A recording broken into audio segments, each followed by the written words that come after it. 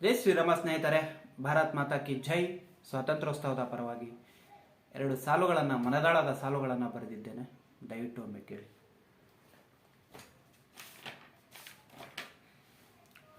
ದೇಶ ವಿಭಜಿಸಿದವ ಮಹಾತ್ಮ ಆದ, ದೇಶ ಕ್ಷೇಮಕ್ಕೆ ಕೊಂದವ ದೇಶದ್ರೋಹಿಯಾದ. ದೇಶದ ಒಳಿತಿಗಾಗಿ ಜನರ ಆರೋಗ್ಯಕ್ಕಾಗಿ ಹೋರಾಡಿದವ ಕಾಕಿ ಮುಂದೆ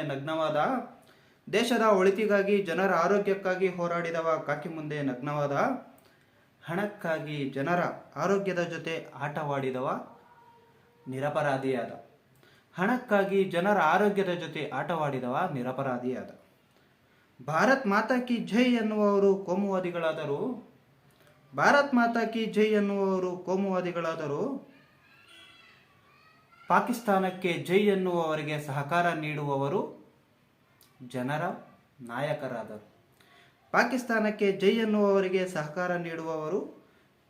ನಾಯಕರಾದರು.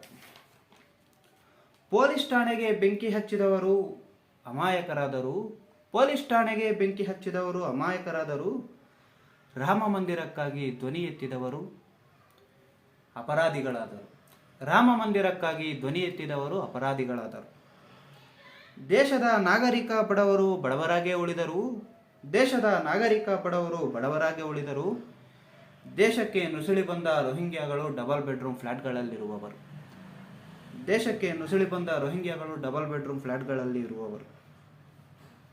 ದೇಶದ ದೇವಾಲಯಗಳ ಭೂಮಿಗಳು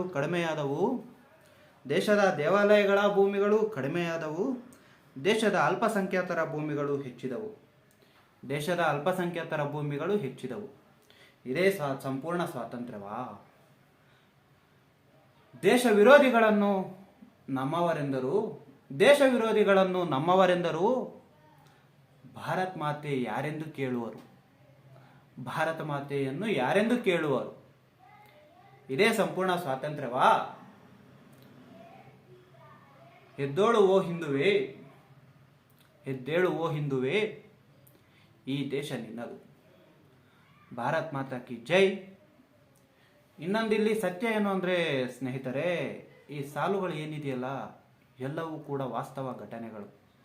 ಒಂದೂ ಕೂಡ ಕಲ್ಪಿತವಾಗಿ ನಾನು ಬರೆದಿಲ್ಲ.